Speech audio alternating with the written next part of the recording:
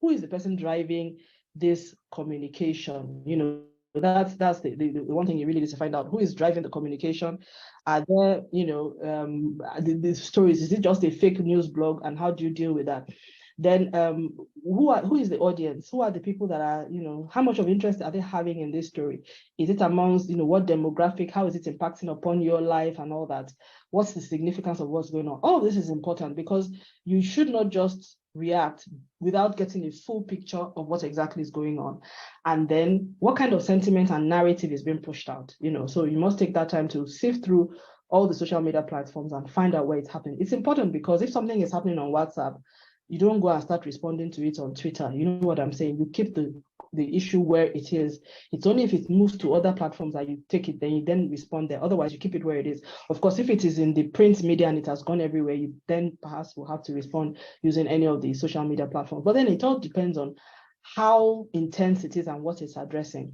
And then stakeholder is important there because which stakeholder is impacted by what is happening on social media. So it's not just what whoever is the source of the news or whatever it is, but it's about three things really. It's about who is driving the conversation, this negative conversation that is going on, where is it coming from?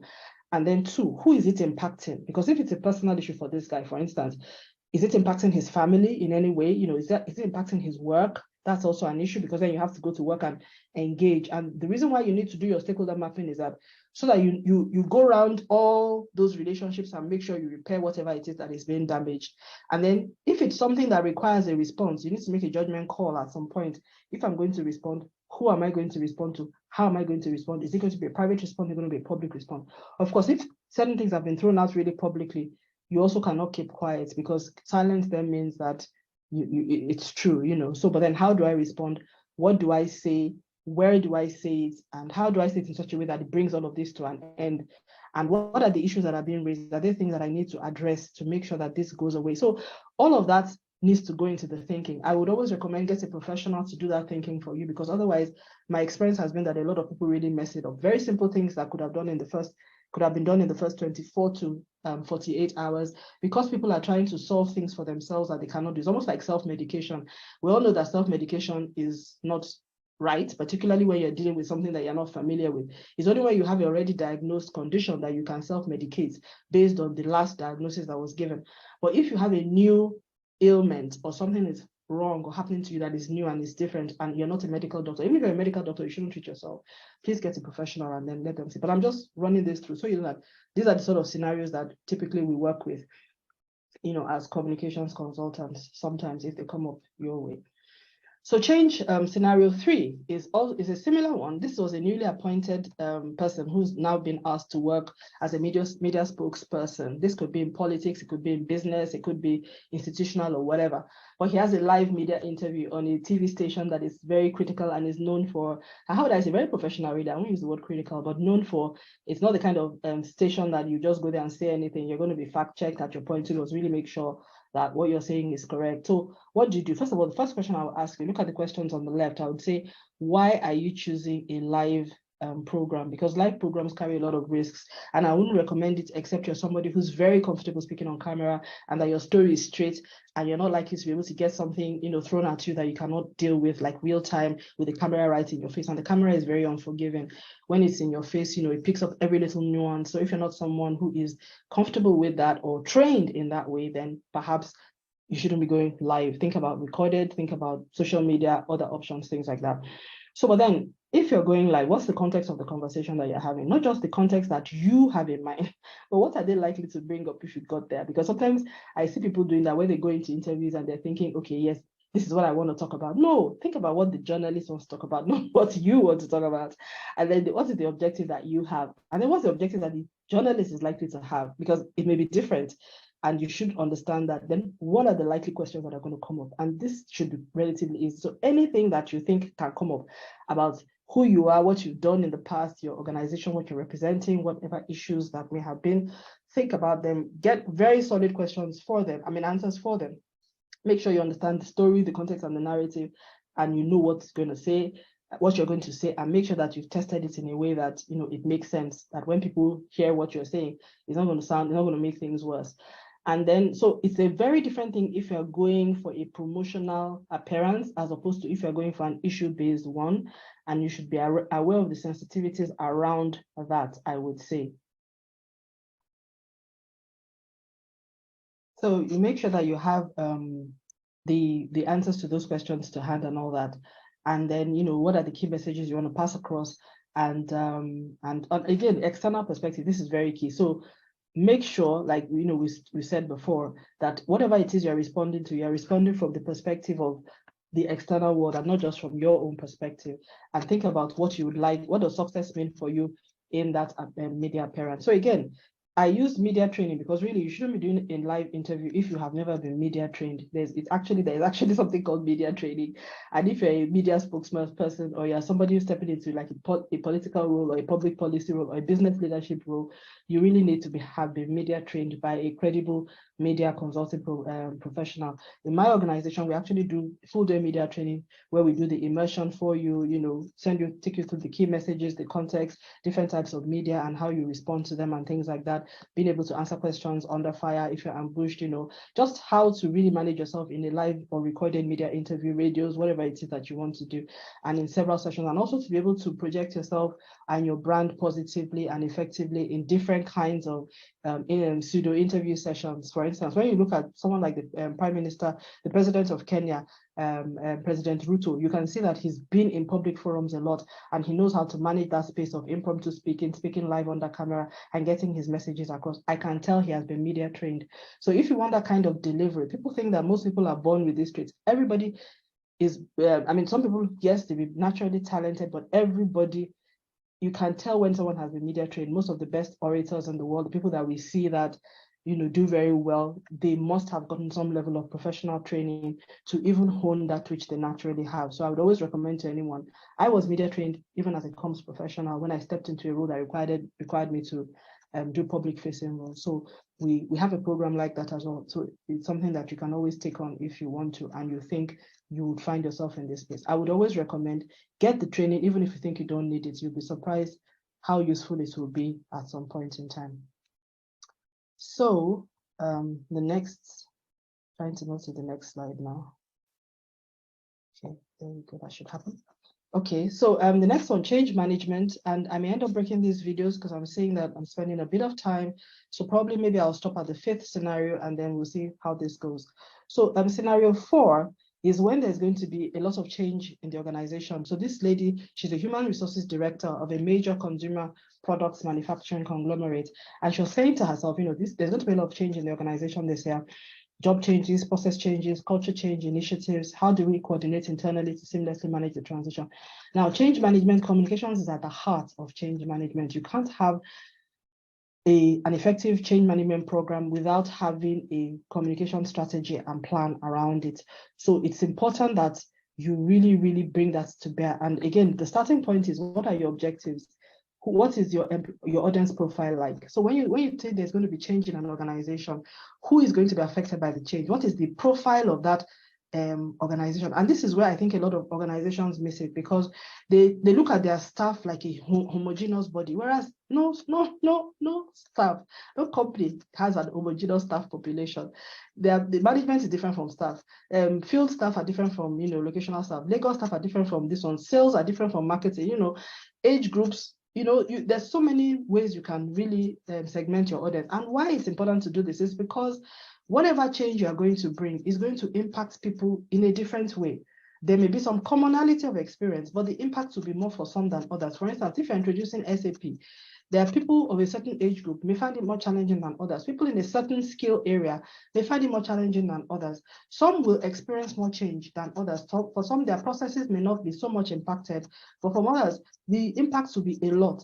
So for those people who you really need, I would say you need to, and of course, the bigger the organization is, the more complex. So if it's a small organization, it may be manageable. But if you're like 100 or more employees, if you run into the thousands, you really need to really think about how you're going to really transmit this messaging across the organization to ensure that people know what is going to change, when and how, and what is required of them, and that they are motivated in such a way that they can work to ensure that you meet your timelines and that the change happens as you wish. And particularly when it involves process changes and culture change initiatives.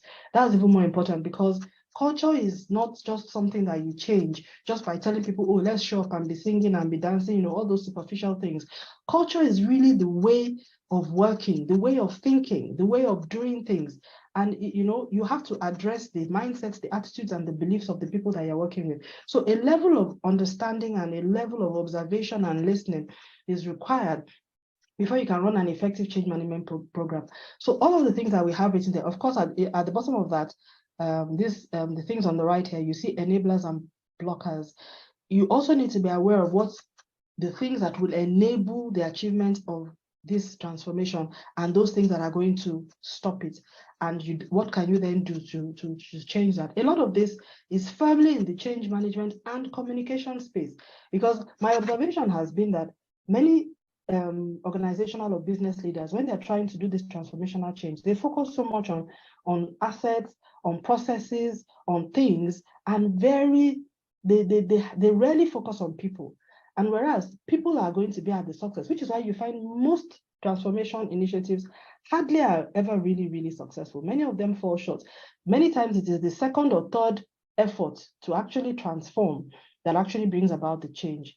Many times the people are not carried along in the way that you would imagine. And it's actually, I personally think that most of the time it's a communications failure, either a gap in that people did not map their audiences well enough, and they didn't understand the stakeholders. They didn't understand that they needed the support of certain kinds of people. They treated everybody the same, and therefore they missed a lot of things. In fact, in change, your ability to, you know, get everybody involved to the point that people begin to bubble up issues and then even help you to refine your strategy as you go along is actually a very strong part of the communication. So if you're following a strict communication strategy program, it will have some elements of listening and some elements of responding. It will also have very strong feedback built into it that enables you to gather information and data from the organization and insights as well, that then help you to refine how you actually drive that transformation as you go along.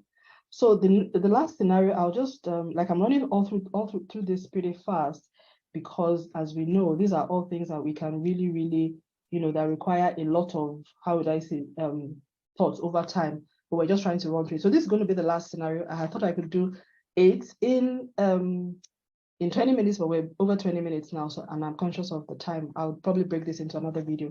So this is about policy or organizational communication. And this is for, this is a scenario of a director of a national policy-making institution who has moved into a new job, and he's thinking to himself that, you know, he would like to do things differently, especially in terms of connecting with the staff and also getting their messages out there. So I'm somebody that I'm very fascinated about how policies, you know, particularly public policy is shaped and how it is communicated and things like that.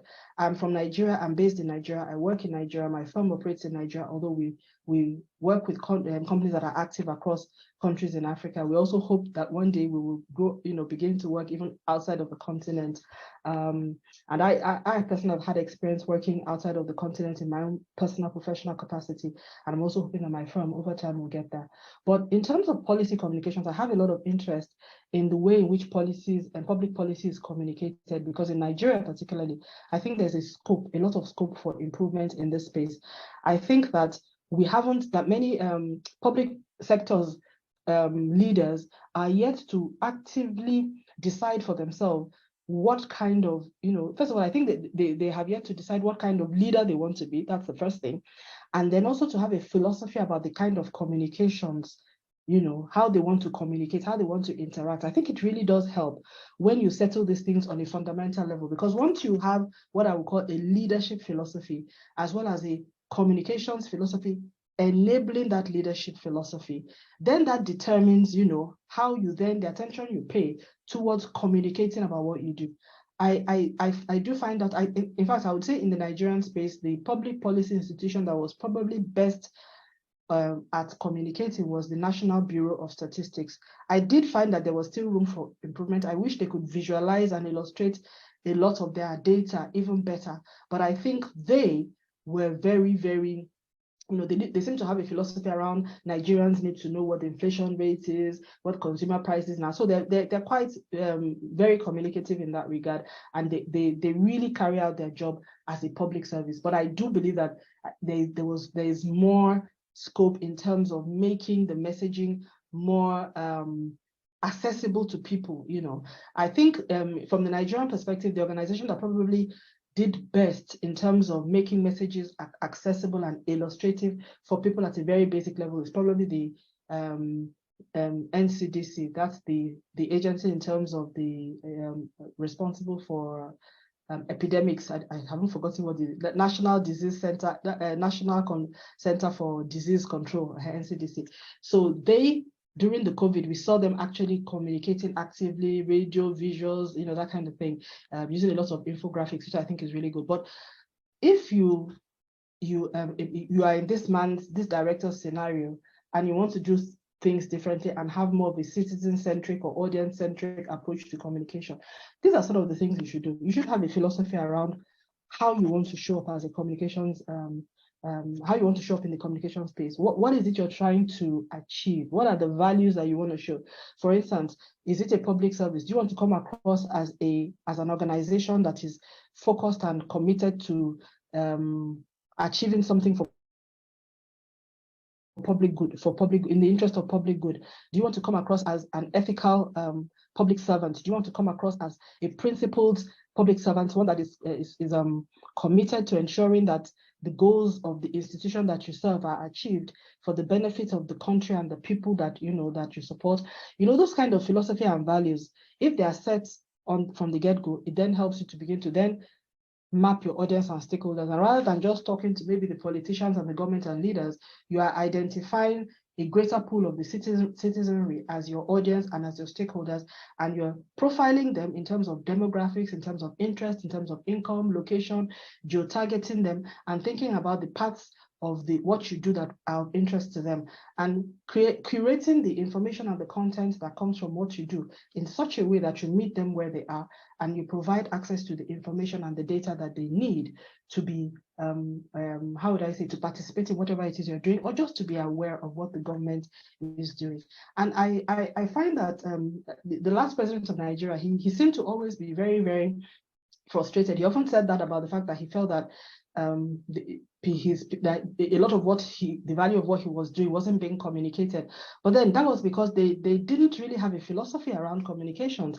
They felt that they didn't owe people. They didn't believe that people had a right to know, because if you had developed a philosophy and values and principles around communication, and it wasn't something that you did reactively, but something that you did proactively, you would have gone through this entire process. You would have come up with a strategic communication plan. You would have an audience and stakeholder segmentation profile. You will have key objectives for each of the work streams or the focus areas that you think are important for your agenda for the year or for the agenda for the next 2, 3, 4 years. And then you begin to build your communications plan and pipeline according to that. You would have gotten the kind of resource that you need, taking an integrated approach to how you tell your story, to how you listen, to the feedback that you build in place, to the measures, and even how you ideate the policies and you make them accessible to people in a living and breathing way. You would even have, through that process, generated more insights about the behaviors of the people that you're serving, and the needs and things like that. And maybe also even created opportunity for even deeper relationships as well, and also boosting your credibility as a public servant. So these are I think are building blocks that can really help us to be able to achieve and fulfill our mission, and to be differentiated in the process by also setting up all of this ahead of time, and also having for ourselves what success criteria is and measurable outcomes that we can look at and say, at the end of the day, this is what I achieved. On the point of measurable outcomes, I'll talk about this more in the next video, because I think one general problem that sometimes rears its head in communications is that people do not ahead of time actually set outcomes for themselves that they can tick off at the end of the day. And a measurable outcome is not saying I held a town hall, it's not saying I did a press release, it's talking about the behavioral change that happened afterwards. It's talking about the awareness levels, it's talking about the inspiration, the persuasion, and the change in either people, processes, environment, compliance. There must be something tangible that has changed as a result of the communication. Communication in itself is not an outcome. It is only a tool. So holding a town hall, releasing a press release, inviting people to whatever platform, putting out social media posts is not an outcome. It is only a tool. So part of the strategic communication process is actually beforehand defining what success looks like and coming up with a list of what we will say are measurable outcomes, things that we will follow through on. And until they happen, we will not say success has happened. Taking the time to do that upfront will make a difference to how you communicate. It will also give you a sense of how effective your communications is in enabling you to fulfill your mission. That is why it is called strategic communications. That is why it is not tactical. That is why it is not the sort of like, how would I say, fluzy PR or spin. It is related to living and breathing facts. It helps to determine and help you find out how you are using communications to achieve your vision. So it may, for this man, the Director of National Policy Making Institution, it may be about how it helps him achieve his goals in terms of maybe bringing inflation down, helping people maybe take up an export promotion policy, having more people sign up for some trade and investment plan, having companies more aware of some manufacturing policies that are coming into place. Just, it could be compliance, it could be just awareness, but how will he track awareness? These are things that would go into the plan.